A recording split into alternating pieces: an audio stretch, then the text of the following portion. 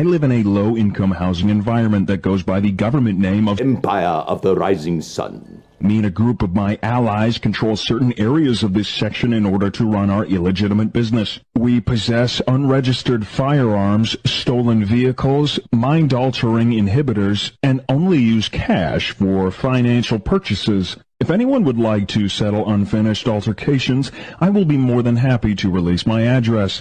I would like to warn you, I am a very dangerous person, and I regularly disobey the law. I would like to personally extend an invitation to the designers behind RA3 to engage in a sincere, heartfelt, non-violent discussion on the decision to make the campaign co-op. No, careful. Let's be honest though, the RTS enjoyer and me love the co-op.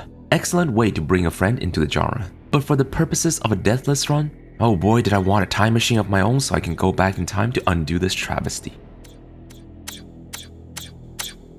Now, having done the deathless runs for the other two factions, I was certain that this one would not be that much more difficult, even with all the people in the comments telling me otherwise. And it was a mix of both, I suppose. Lots of easily cheesable missions, but also some of the more painful level designs in the entire game.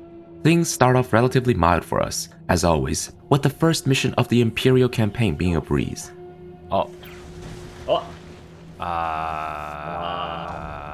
We initiate our invasion of the Soviet Union with an attack on the city of Vorkuta, Russia. There are 2 reactors we have to destroy to disable the Tesla coils on the shore, presenting a perfect opportunity to introduce the first Imperial unit at our disposal. The Sudden Transport, which has the ability to disguise itself as an enemy vehicle, letting us sneak past unsuspecting foes to safely deliver our troops in. The reactor on the cliff is easily destroyed, but the other one is out of the range of our infantry. The game wants us to destroy this one using the final squadron's support power, which sends a bunch of drones in for a suicide attack. Unlike the precision strike support power from the Allies, the final squadron doesn't actually count as a unit lost in the post-game summary screen. Therefore, I will be using it liberally throughout the entire campaign. Once both reactors are down, the map expands and our target switches to some Soviet monuments. The abundance of garrisonable structures, as well as a capturable hospital, makes this segment a child's play. Once we destroy the monuments, the map expands for a final time to reveal the heavily guarded Soviet harbor. Simply use the final squadrons on the power plants to depower the base and finish off the idle dreadnoughts.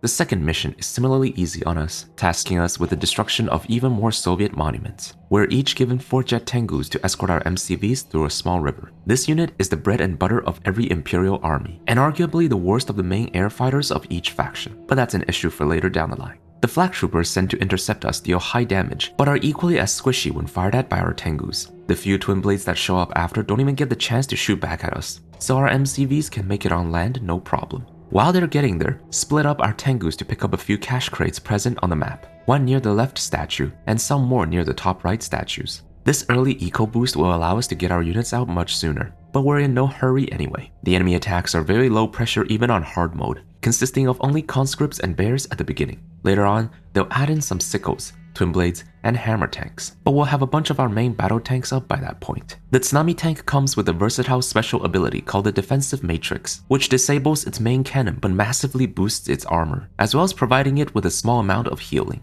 This built-in sustain makes them great at preserving themselves in both the immediate and extended combat. Once we've deployed a few Defender VXs in our base, we can move towards the main Soviet base with our army. Each of the 3 ramps is protected by 3 sentry guns, but they're very tightly packed as if to intentionally encourage usage of the final squadron against them, which is exactly what we do. Once we breach into the base itself, the spaced out sentry guns and the few defenders are no match for our tsunamis. Before we destroy the final statue, however, we need to prepare for the next phase of the mission, where we're tasked with escorting several transports through the river in the middle. Soviet forces will arrive from both the western and eastern edges of the map to intercept us, including several Apocalypse tanks and twin blades. To prepare for this, we need to spam a bunch of defender towers and tank busters. The former is placed alongside the river to swat down enemy twin blades that pass through. The latter is split into groups and stationed on the edges of the map to insta-kill any ground vehicles that pass through, such as bullfrogs loaded with infantry, hammer tanks, and especially Apocalypse tanks, which are extremely tough, extremely powerful against vehicles, but for some reason only tickles tank busters.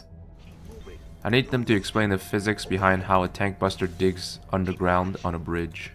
With the proper setup, we won't even have to attend to most of the attack waves, safely completing the mission. In deathless runs, money usually becomes useless as the game drags on, as we will only be using small attack groups most of the time because they are more wieldy and nimble, especially in games with questionable unit collision and pathfinding, such as RA3. This mission, however, lets us use that surplus cash we have for once, which is surprisingly satisfying.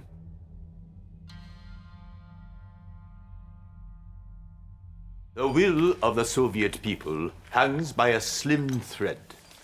Our next attack will sever that thread like a katana's edge. Tatsu? Do you ever look at someone and wonder what is going on inside their head?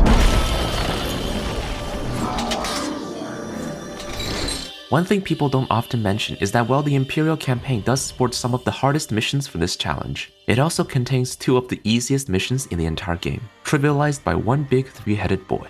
Behold the Mighty Saint of Swords goes exactly how the name suggests. Your co-commander will simply behold your rampage. The mission continues from where we left off in the last mission, as Phase 1 tasks us with escorting the same transports to an assembly yard in Odessa, Ukraine. The co-commander gains access to an entire base, while we are granted 4 chopper VXs, the latest addition to our transformer units. Their missiles target ground units while in air form, and target air units while in ground form, and we will use them to repel the Soviet Navy in the first phase. We don't need to do anything fancy, just pay attention to where the Akulas and Stingers are spawning. One thing to note though is the Soviet airbase close to the shores on the west edge, which has 4 MiGs and will absolutely shred our air units. Avoid them at all cost, and we should have all transports arrive safely to their destination. And that's it. That's all the hard lifting done for this mission, because after this, we get the most powerful unit in the entire game, the Shogun Executioner.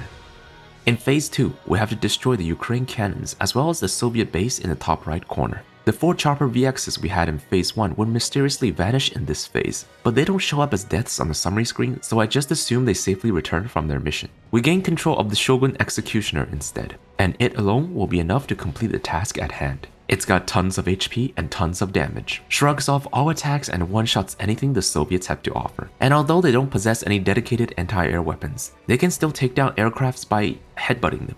Nothing could stand in our way as we trample over the city.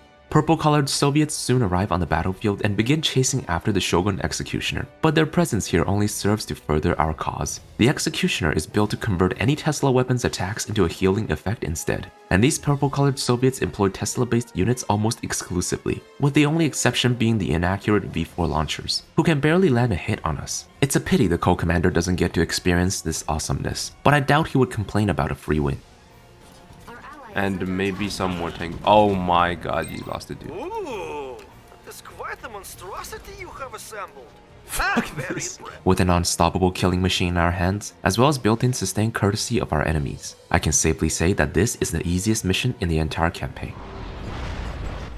What sort of... Oh! We should not have given the Allies the option of surrender. We should have attacked without warning and annihilated them. They will not resist, my son. Not after seeing our crushing of the Soviets. But father, we have intelligence from my spy. Deep within Allied command, they are planning an attack on our base at Pearl Harbor. Pearl Harbor? Impossible. Is it? It holds so many of our sacred shrines. It houses half our fleet. It would be foolhardy for them You do not understand how they think, father. Oh yeah, you know Tatsu's raised in the West, because if I talked to my parents with this much sass, they'd beat my ass.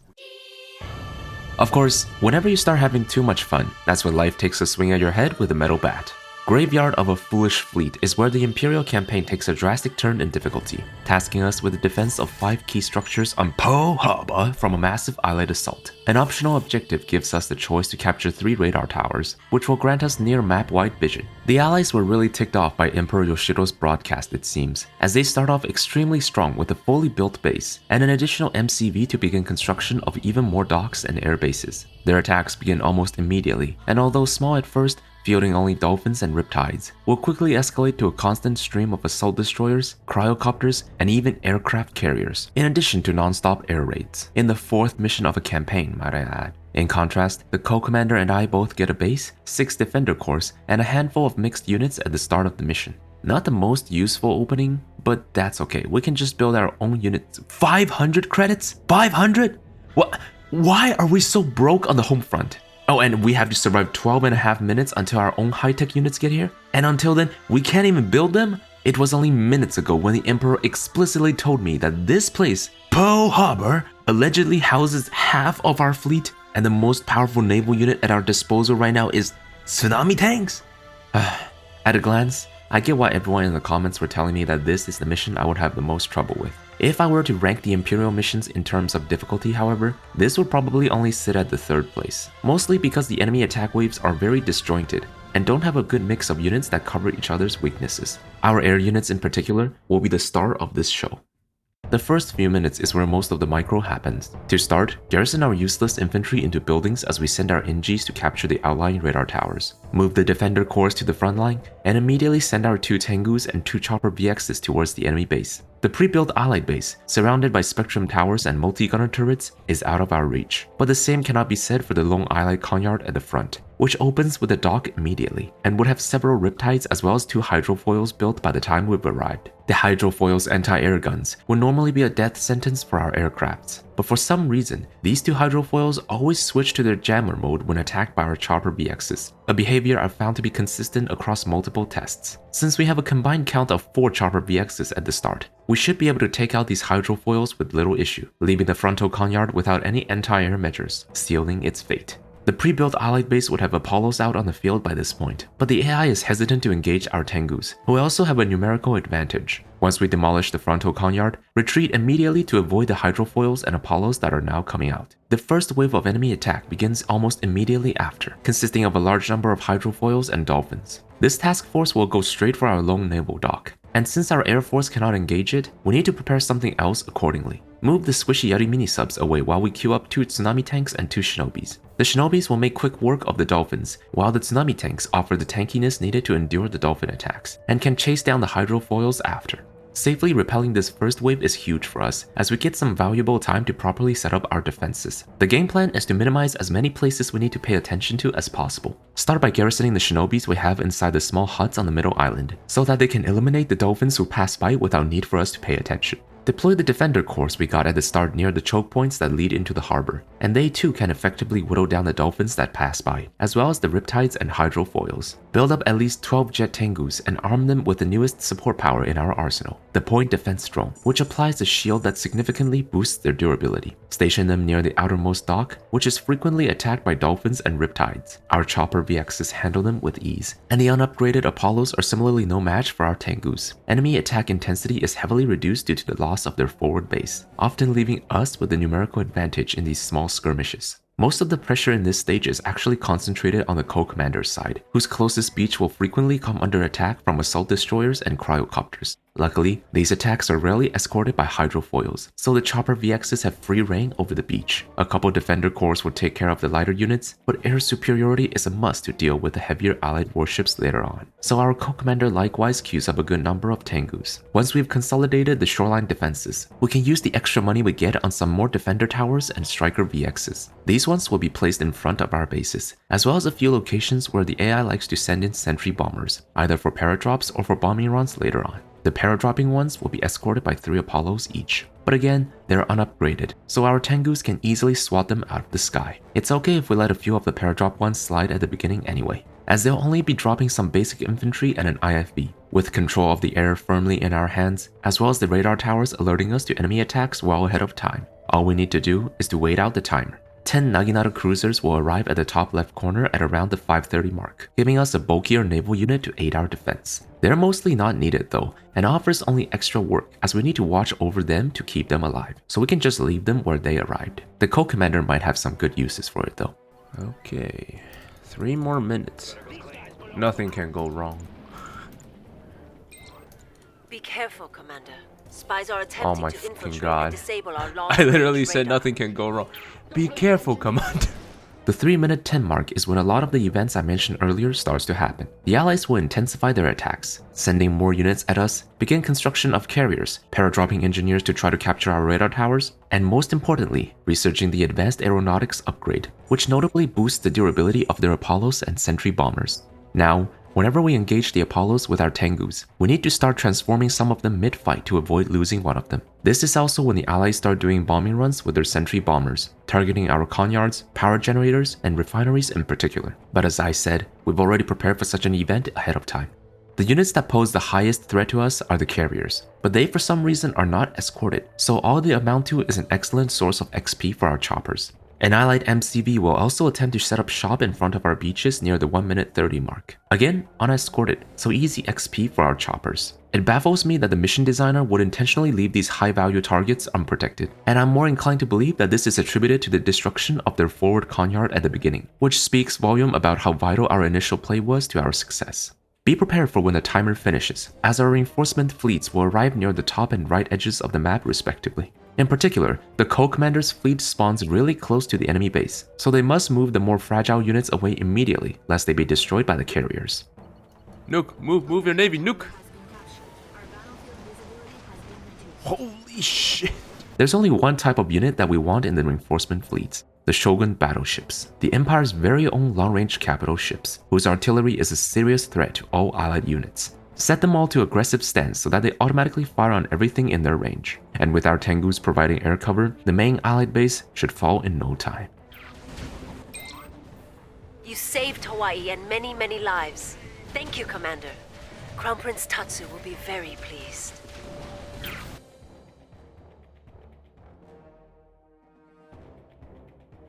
As intense of a battle as it was, the Allied assault on Pearl Harbor was in truth only a diversion, meant to shadow their true objective, a sneak attack on Japanese mainland itself. The only thing standing between them and Tokyo is a single floating fortress dubbed the Black Tortoise. But it won't be enough to thwart the Allied invasion, not without our help. Phase 1 of the mission tasks us with the interception of a large Allied MCV convoy. We get a big fleet of Naginaras and Shoguns, while our co-commander gets Yari mini-subs and tsunamis. The co-commander gets shafted pretty hard here, so they have to send all of the Yaris to the corner of shame and let us do the heavy lifting. We both get access to the Rocket Angel, a new flying infantry equipped with rapid-fire missile pods, as well as a paralysis whip that can disable any ground unit it targets. The latter makes them particularly helpful in this phase of the mission, stunning enemy MCVs so they cannot escape our navy. Later waves of the MCV convoy will add in escorts, but the Rocket Angel's suppression fares similarly well into them. While the Rocket Angels are extremely effective in smaller engagements, however, their fragile nature means they're rarely viable in this challenge. Once we've eliminated all incoming MCVs, we enter phase 2 of the mission, are given the control of 5 Sea Wings and 3 Rocket Angels each, plus 2 engineers, and are now charged with repairing the 2 reactor cores powering the Black Tortoise's defense system. The Allies are already aboard the floating fortress at this point, and are engaging its guards in multiple locations. Most of them would perish before we can even make a move, and what's worse is that they get transferred under the co-commander's ownership as soon as we approach the floating fortress. We can't wait too long, as additional enemy forces will arrive soon after, not to mention the reactor cores aren't indestructible.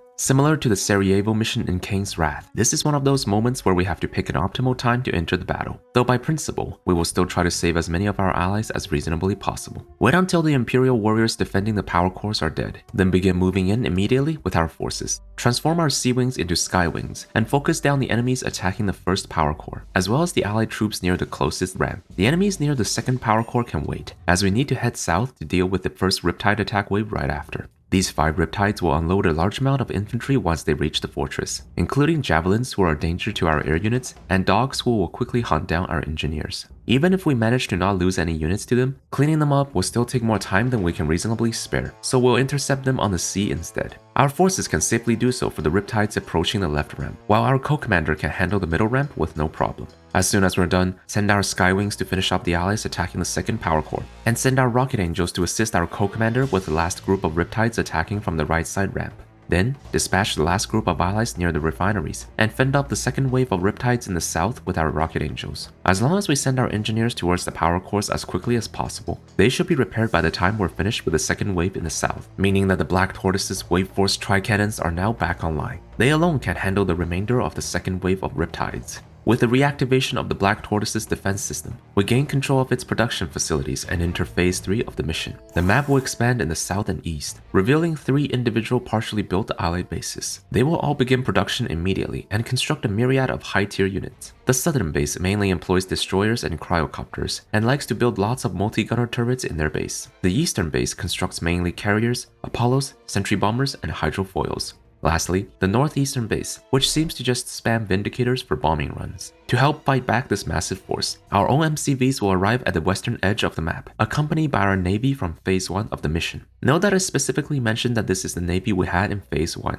and as such, will retain all veterancy they had gained back then as well. This will be extremely helpful as we use them to destroy several allied bases before they can kick into full production. While the co-commander starts building Tengus to defend their base from enemy air raids, we should launch an attack on the southern base immediately, which is the closest and hasn't begun producing their favorite multi-gunner turrets yet. All of their initial army arrives off-map from the southwest, but in a clear case of bad scripting, these allied forces are issued a move command instead of an attack move command, meaning that we can intercept them before they reach the base. And they barely fight back at all, especially the cryocopters who don't possess the ability to fire on the move. If we act fast enough, we should be able to eliminate most of the fleet before they reach the base. We're given a generous 3 points to spend in our top secret protocol panel, so we should deploy our MCV immediately to access it. Select the point defense drones upgrade and more importantly, the fortified fleet upgrade, which enhances our navy with increased speed, durability, and vision. Move our rocket angels away so that they don't die to multi-gunner turrets, and use the rest of our forces to easily crush the defenseless southern base. Time waits for no one. Move towards the eastern ally base immediately, as this is the most dangerous of the 3, and must also be taken out as soon as possible. Several allied aircraft carriers and sentry bombers would already be out by this point, and the few hydrofoils they have means our rocket angels can no longer appear on the front line.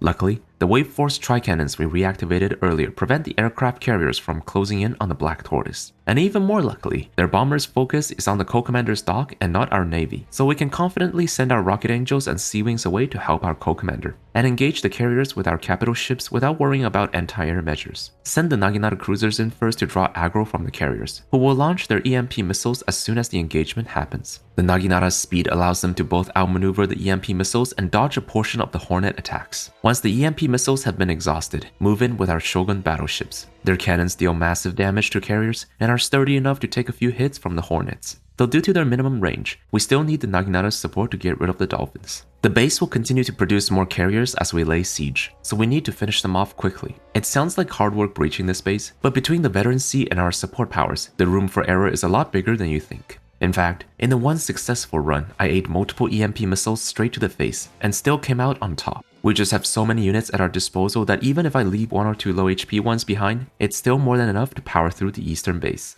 With the 2 most powerful of the allied bases destroyed, the last one doesn't take long to fall before our mighty fleet. You have delivered victory to our Emperor in this most desperate hour. I'm sure he will be quite pleased.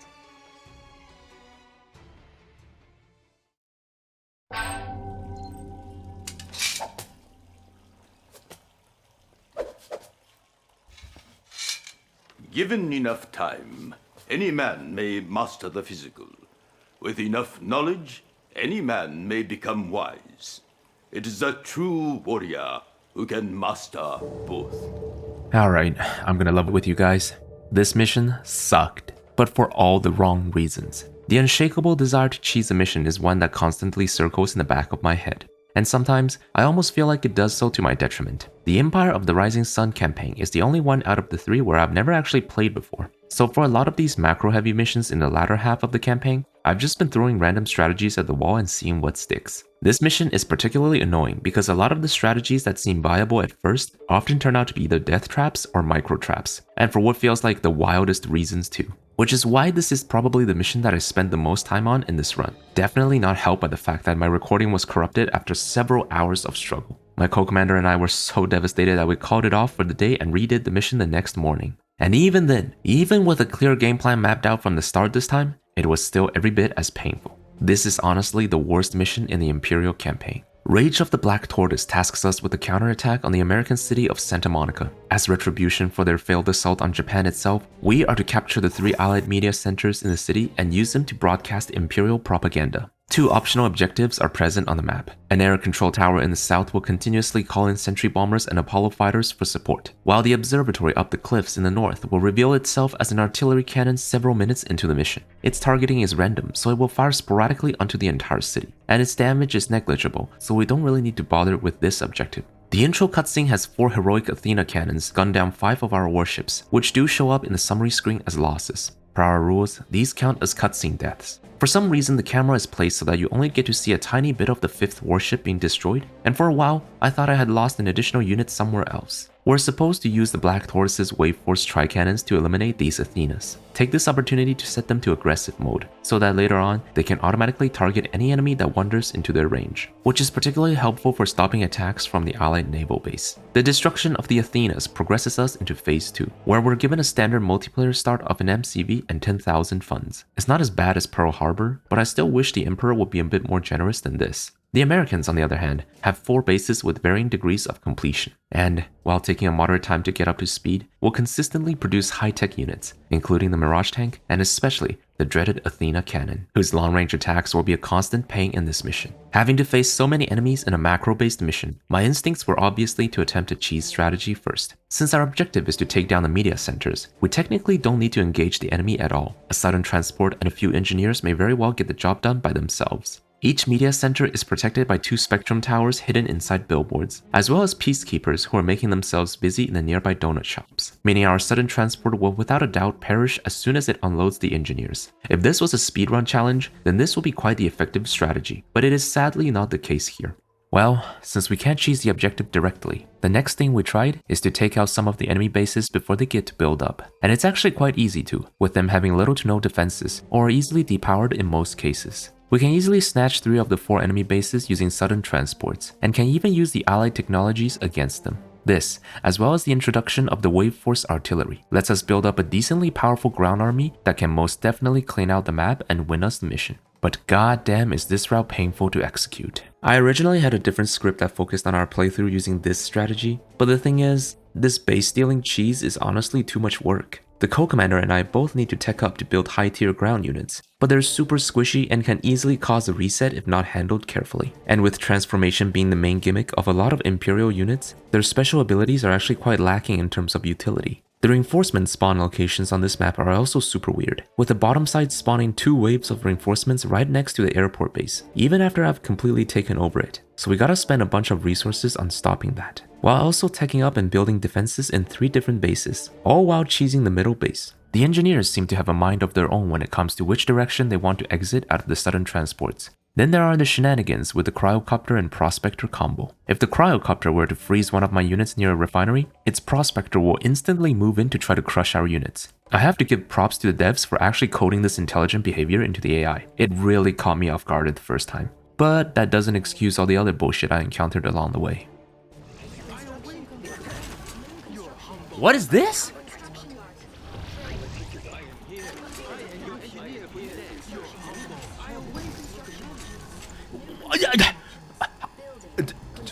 They did it again.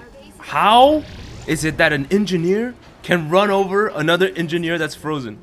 And then this prospector just phases through the oil refinery. This video game. The topside reinforcements also keep coming until the northeastern base is destroyed, bringing an endless stream of Athena cannons. And the awkward positioning of these elements means we always have to engage the reinforcement waves before reaching the northeastern base itself. And lastly, I have to mention the Wave Force artillery. It's a powerful long-range unit, yes, but for some ungodly reason, it can deal friendly fire damage?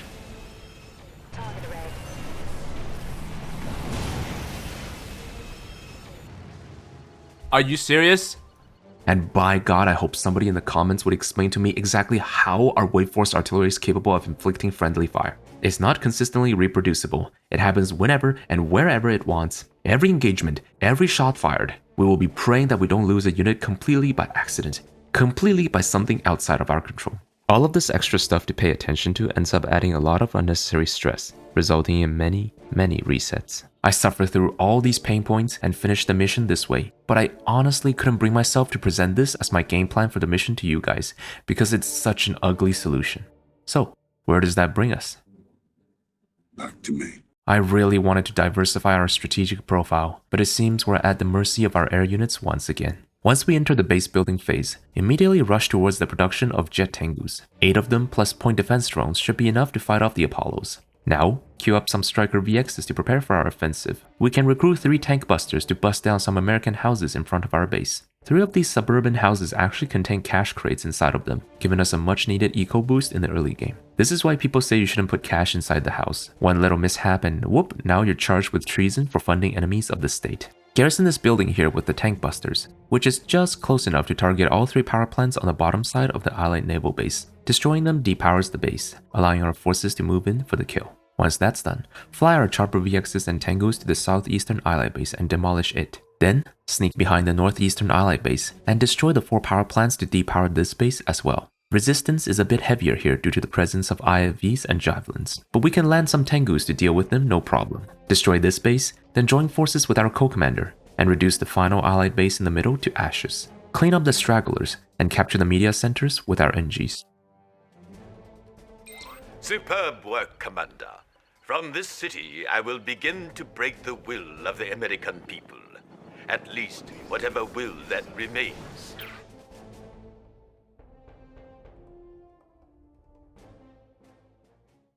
Is that the Soviet scientists talking to the Allies?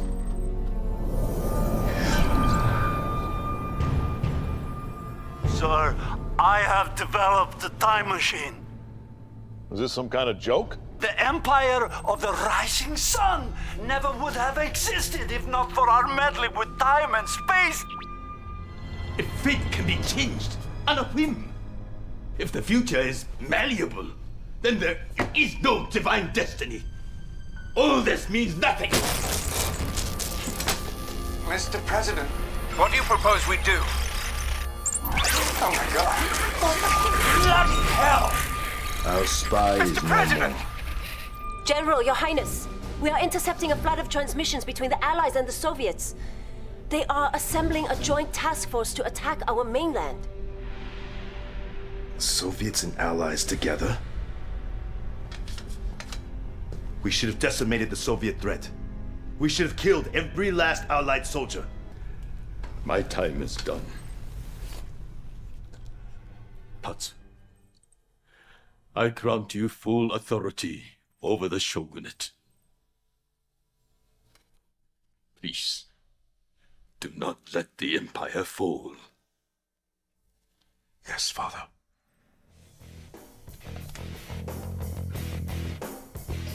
In what is described as an expected move, the war-torn Allies and Soviets have joined forces in an attempt to overwhelm their one common enemy. They launched an attack on Yokohama Harbor in Japan, and we must drive them back at once. Phase 1 of the mission tasks us with the retaking of an Imperial base, which is segmented into 4 sections. Each section will return under our control when all enemy units in its vicinity are eliminated. Once we do so, we're then asked to defend our position for 5 minutes until reinforcements arrive. I say reinforcements, but it's only just an MCV and 2 nanocores. You'd think that Tatsu would give us more reinforcements now that he has full command of the Imperial army, but nope, just as frugal as his dad. Like father, like son, I guess. The mission enters its final phase once our reinforcements arrive, and the Allies activate their relay stations, which will terminate our battlefield control after 15 minutes. Taking them down within this limited duration is our final objective. At the start of the mission, we're each given a Yuriko, the Empire's commando unit, and clear our way towards the besieged Imperial base. This single unit possesses the highest micro potential of our entire arsenal, capable of engaging multiple units at once by juggling them with her attacks, and can even bring down aircrafts with but a single transient thought.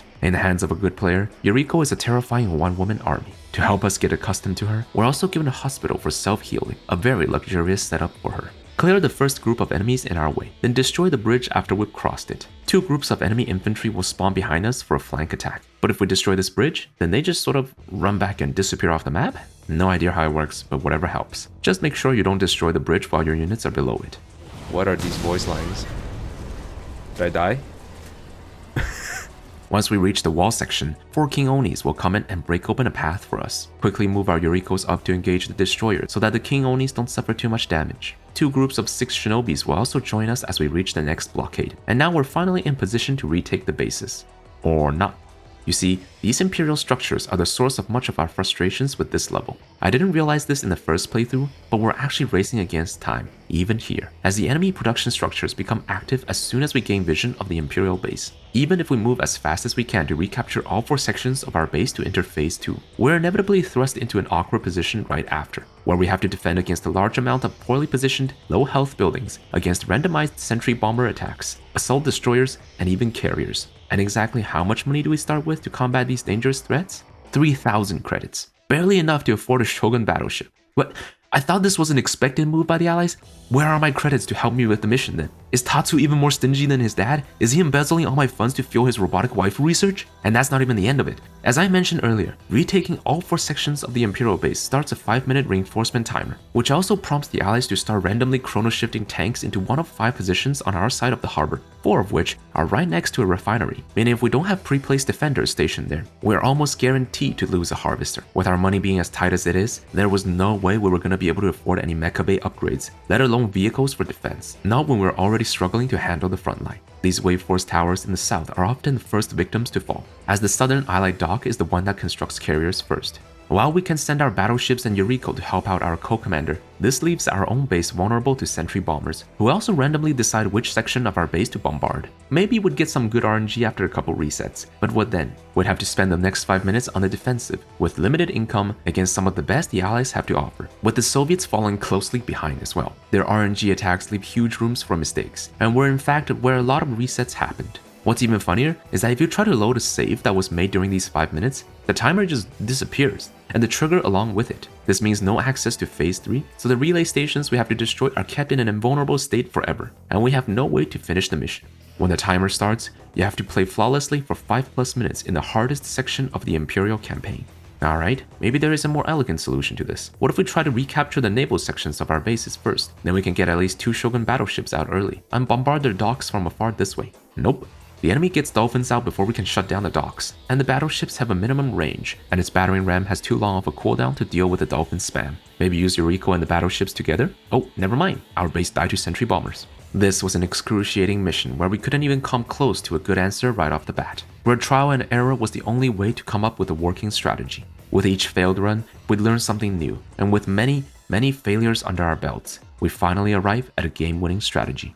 I didn't notice this at first, but although the situation in Phase 1 is presented as an emergency, upon a closer look, I realized that the deactivated sections of the Imperial base weren't actually taking any damage from the Allied troops attacking them. So we're not in a hurry at all to recapture the middle 2 sections of the Imperial base. That means no need to rush into Phase 2, which means no timer, so no sentry bombers, no randomized chrono shift attacks, and much less structures to defend from the carriers. This is the crux of our new strategy. Move in to liberate the naval sections of our bases first. The game constantly checks whether each section of the Imperial base is free from Allied troops, so we can speed up the retaking of the naval base if we manage to kill off all enemies on sight before the second wave of paratroopers arrive. The shinobis can quickly eliminate most of the infantry, but a few peacekeepers may switch to riot shield mode, making them extremely hard to kill. Give them the world's biggest shoulder check with the King Oni's Oni charge ability, which one-shots peacekeepers even with their riot shields up. Immediately begin production of Shogun battleships and set their waypoint to the co-commander's side. Garrison the shinobis we have inside neutral structures so that they can clean up any further allied paradrops without need for attention. Use Yuriko's psychokinetic blast ability to quickly kill off most of the first wave of allied infantry in the middle section, which should give her enough XP for promotion to veteran status. This extra durability will be very helpful later. While the co-commander moves his Yuriko out into the water to distract the carriers down south, we send ours straight towards the northern allied dock. There is a ramp near the dock where our Yuriko can just barely sneak up without being incinerated by the Spectrum Tower. She'll take a few hits from one of the multi-gunner turrets, but the veteran status combined with the hospital means she'll recover with haste. Once we're up the first part of the ramp, the elevation difference prevents the multi-gunners from targeting Yuriko, while she can wreak havoc with impunity. Destroy the closest 2 turrets, then the airbase, then move up the ramp, and finish off the last turret. With the high ground cleared, we can safely destroy the naval yard from outside the range of the Spectrum Tower. One may be tempted to demolish the construction yard as well, but that is a big no-no, as doing so is one of 2 ways to trigger the premature arrival of Krukov's forces, which includes 2 dreadnoughts from both the top left and bottom right edge. We need to intercept them with our capital ships, or they'll gun down our docks right away. But our battleships are currently busy dealing with the carriers instead, so this'll have to wait. The bottom allied dock would have at minimum 2 carriers out by the time our battleships get close to it. Luckily, the carrier AI likes to target the closest thing to itself, and is therefore easily distracted by our co-commander's Yuriko, who is just small and nimble enough to dodge all the Hornet missiles without so much as a scratch. While she evades and takes care of the dolphins, our battleships can safely dispatch the carriers and the Spectrum Tower, then use Yuriko to finish off the dock. This will be the 3rd production structure we've destroyed so far, which is the 2nd way to trigger the premature arrival of Krukov's forces. His dreadnoughts come in and immediately die to our battleships. In the meantime, our Yuriko now has a bunch of new delicious structures for her to get her mind on. The Soviets don't bring any actual ground forces with them to the battlefield, and the only things that stand in our way are like 2 more multi-gunners, a Mirage and an Athena at most. Once they're gone, our Psychic Commando is free to rip apart the enemy base from the inside out. The airfields, the docks, the chronosphere, the tech structures. Oh, and don't forget the Konyard we left alive earlier. In no time, the entire base of the coalition would have been completely annihilated by 2 teenagers. All we have to do now is to retake the remaining sections of our base. I almost felt bad running over the infantry who've been shooting at the same buildings for the past several minutes. Rest in pieces, little ones. The base is fully retaken, and because everyone is dead, the 5-minute timer is skipped, and we destroy the relay stations with Yuriko to finish the mission.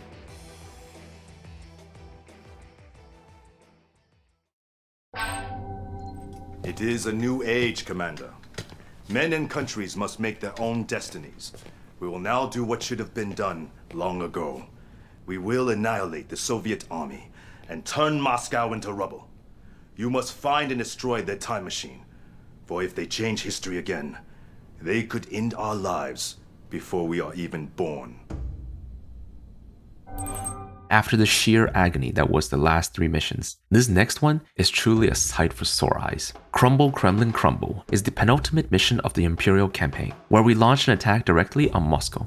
This is the one, the moment where we crush the Soviet Union once and for all, and destroy the time machine to prevent them from rewriting reality again. A glorious battle, surely with the best of the Empire at our command, with all the funds they can spare to help us conquer the... And we start with 6,000 credits. How you made it this far with so little, I do not know. Perhaps I treated you too harshly, Emperor Yoshiro. You are not as cheap as your son turned out to be. The mission starts with a defense segment where we must hold our ground for 5 minutes, after which the Shogun Executioner will arrive on the battlefield. We then use this unstoppable killing machine to once again eviscerate the Soviets, peeling them away layer by layer as the map gradually expands, until we reach and destroy the Kremlin's heart. The intro cutscene sends a bunch of Imperial warriors to their certain deaths, resulting in the loss of 6 units for the co-commander, and will show up in the summary screen. There's nothing to worry about as their cutscene losses. We begin the mission proper with an MCV and all the basic nanocores required to jumpstart our bases. Enemy attacks begin almost immediately, consisting primarily of low-tier Soviet infantry with the occasional hammer tank and sickle mixed in. There's no need to panic though, as we're still given enough time to deploy our defender corps before they show up, keep up with the repairs and add in a few more towers to consolidate our defenses. The Soviet bases are segmented into multiple zones, and an optional objective will pop up sometime during the mission, telling us that we can capture the Soviet VIP bunkers to gain control of all of their structures in their respective zones. This would be an excellent idea in a standard run, but while their buildings become ours, their troops don't, meaning they will inevitably destroy some of the structures we seize. Since we're going for a no structures lost run as well, this option is unfortunately forfeit, and that's okay. It's an optional objective for a reason. All we have to do in the first 5 minutes is to beat back the low intensity attack waves and queue up some Tengus. We even unlock the option to build the Psionic Decimator, the Empire's offensive superweapon. But really, it's not needed at all. Once the 5 minutes pass, the Shogun Executioner will arrive from the river, and we get to relive the glorious experience from Mission 3 all over again. Wait a minute, is it yours? To both of our surprise, the mission actually gives your co-commander control of it in a multiplayer run, whereas the opposite is true in a single-player setting. I guess that makes sense though. The main commander already got to play with the Executioner in Mission 3, so now it's the co-commander's turn to go on the rampage. It's actually quite considerate by the developers. Just like with Mission 3, Krukov's purple-colored forces will arrive shortly after. Except this time, its focus is not on the Executioner, but on our base instead. Try to kill as many of Krukov's troops as possible with the Executioner, so they don't overwhelm our defenses, the V4 launchers especially. Then, demolish the first Soviet base in our path, which expands the map, leading to the arrival of Krukov's air reinforcements as well, including Twin Blades, Kirovs, and MiGs. And again, these guys don't go after the Executioner at all, and only target the main player's base. This is where all the Tengus we built earlier come into play. Arm them with point defense drones and swat the enemy aircrafts out of the sky before they reach our base. For some reason, the mission designer thought it was a good idea for Krukov's air units to arrive one at a time, so these singular MiGs barely pose any threat to our Tengus. Once all of his purple color units are eliminated, Krukov just dies. Defeated? From the likes of you?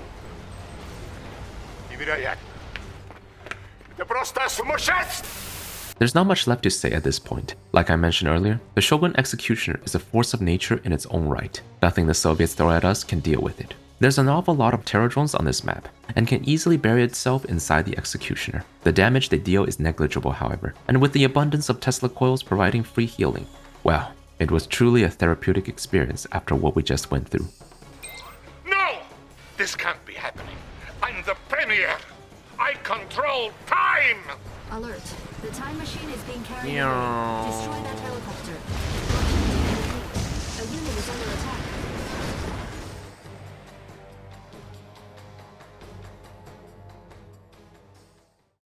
A man must have a code to follow.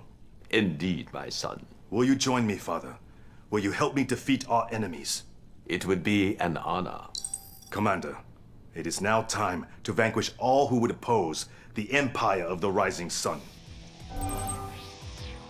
The last red blossom trembled, an epic name for the final mission in the Imperial campaign. The Allies have rallied their remnant forces at Amsterdam, including whatever remained of the Soviets. The city has already been surrounded by sea, and we will personally bring an end to the enemies of the Empire once and for all. On the surface, our goal seems to be the total annihilation of all Allied forces in the city. The true objective of this mission, however, is the destruction of the Future Tech headquarters, the source of the Allies' high-tech weaponry, and where the Soviet scientist Dr. Zelinsky has fled to. We start the mission by destroying an Allied outpost in order to establish our own base, and the co-commander does the same to our east. Ignoring the handful of infantries that are too squishy to be of any use to us, we're left with 2 elite King Onis and a heroic Yuriko, while our co-commander wields control over 2 Naginaras and 2 battleships of elite veterancy. To give us such powerful units at the start of the mission is practically just begging us to rush the enemy down, and the map is designed in such a way that it screams, "Please cheese me." The enemy is segmented into 3 areas. The primary Allied base is placed near the northern edge of the map, responsible for launching attack waves with high-tier units, but does not field any aircrafts. The frontal Allied airbase is the closest one to us, and as long as they still stand, we're unable to train any air units. The Future Tech HQ itself is situated near a residential zone by the riverside, and is the furthest objective from us. It is initially protected by a handful of Allied defense structures, but will soon be surrounded by a massive Soviet base once they arrive. It's important to note, however, that despite labeling both Allied bases and the Future Tech HQ as primary objectives, only the destruction of the latter is required to progress into the next phase. Just from that description alone, many of you can probably already tell that this mission is easily cheesable. I mean, the co-commander could literally send his navy to attack the Future Tech HQ right at the start of the mission, skipping the main event entirely. And even if you're playing the mission by yourself, you could just sneak Yuriko in with a sudden transport, and voila, you're done. Not the climactic ending you were hoping for now, is it? Well, were we not? We thought the same. There was no way after all the suffering we went through where we're just gonna end the run on a whimper. And especially not when we finally get to showcase our full might. Once we've cleared the initial Allied outpost, send our infantry to the back, and immediately move towards the Allied airbase with our King Onis and Yuriko. Shoulder check the Spectrum Tower and multi-gunners as soon as we see them, minimizing damage done to our King Onis. Enemy production begins as soon as the mission starts, so by the time we get there, they would already have several cryocopters out, as well as numerous tanks, and a whole lot of attack dogs. The production structures are protected by multi-gunner turrets, and the backside has multiple Spectrum Towers on guard. We can only force ourselves in with a frontal assault. Luckily, there are 4 garrisonable structures lined up nicely in front of the Allied airbase. Place Yuriko inside one of them to start chipping away at the enemy count. The cryocopters and vindicators will aggro onto us as soon as we're noticed, and there's nothing Yuriko loves more than force pulling these pesky aircrafts down. With the cryocopters gone, the King Onis need not fear their shrink rays anymore. Use the Oni charge to quickly bring down the 2 multi-gunner turrets in front of the armor facility. With those gone, we can safely dismantle the airbase's production structures. Crush the remaining good boys with King Oni so that they don't threaten Yuriko's life. An aircraft carrier will arrive sometime during all this and aggro onto the closest enemy. To make sure it doesn't interfere with our attack, the co-commander must use his navy to help us eliminate the carrier. An optional objective will also surface around this time, revealing 2 proton colliders that are placed on a 6 minutes cooldown. Despite being positioned deep behind enemy lines, the colliders seem to be assigned to their own houses and are each powered by just 1 generator, which doesn't even repair itself. All we have to do then is use our final squadrons on the power plants, and the proton colliders are rendered obsolete before they even get to fire. Make sure to not destroy the Allied Conyard in the airbase, as doing so will grant us a reinforcement team of 3 Rocket Angels and 2 Chopper VXs. Enemy Apollos will immediately go after them, and we're not prepared to defend them at all. So instead of destroying the Conyard, capture it, which doesn't trigger the reinforcement team, and more importantly, allows us to construct our own proton collider. Take out the power plants to depower the remaining defenses in the airbase, clean up a few stragglers, and the mission is basically won at this point. The co-commander can take out the bridges in the middle, and the allies would only have a single attack route left, which we can easily prepare for. All the while, our co-commander has complete access to their base with their battleships. Not to mention the last ally base doesn't even build air units, so we don't need anti-air at all. Not until the Soviets arrive anyway, and they do so way too late, with a weird cutscene too. You Empire of the Rising Sun, you're a mistake out of time. You thought by destroying the time machine you could erase this error, but I can still stop you. Not sure what the intentions of the mission designer are with this cutscene, showing the Soviets wipe out a large chunk of the city and a bunch of allied buildings, then proceeds to have them fight alongside the allies anyway. Initially I thought this was going to be a three-way battle, but that wasn't the case at all, so like, what? Not that their arrival matters at all too. The co-commander should be able to clean out the last allied base in no time, and now that the Soviets are the only ones left, we can finally unleash our ultimate weapon to humiliate them for the third time in this campaign. Use the nanoswarm and the proton collider to summon the full concentrated power of the sun. Select target. Enemy units detected. Holy shit!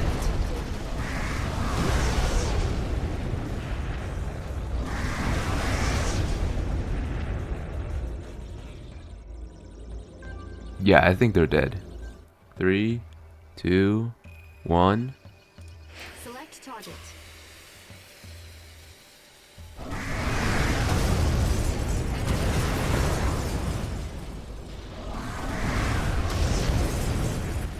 Oh, don't come any closer.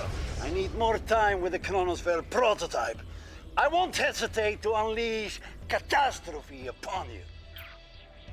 The Future Tech HQ stands still, and with it, one last problem. In a standard playthrough, as soon as we drop the Future Tech HQ's hit points down to around 40%, it will become invulnerable and trigger a cutscene that annihilates everything we have off the map. Interestingly, while we can see from the cutscene itself that all of our units and buildings take on the signature green color of our co-commander, they are not actually transferred under his control at all, evidenced by the fact that none of these deaths show up on the summary screen. The real issue is what comes after, where we're given a handful of heroic units to fight through a Soviet blockade, which is actually winnable by the way, but I didn't think that was the case at first. They tried to destroy us, but the Empire of the Rising Sun still stands. They had to get an ass shot in of her, didn't they? What we can do instead, however, is skip the next phase entirely by blowing up the Future Tech HQ with Tanya. Her C4 one-shots any building, and it actually bypasses the invulnerability gate of the HQ, leading to a funny sequence where the cutscenes cut each other off, leaving us only with the anguished wails of Dr. Zelensky as the screen fades to black.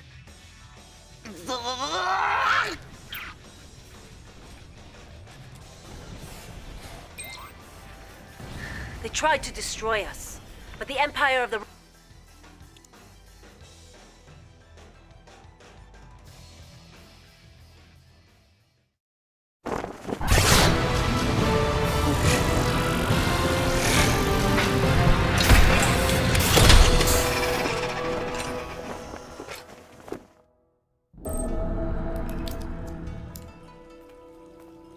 Thank you, Commander.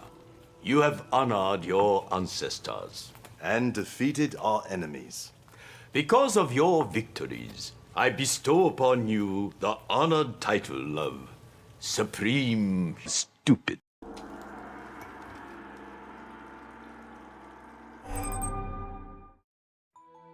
For those of you who got this far, thank you. It's been a while since I did something like this, but I just wanted to remind you how much I appreciate your company.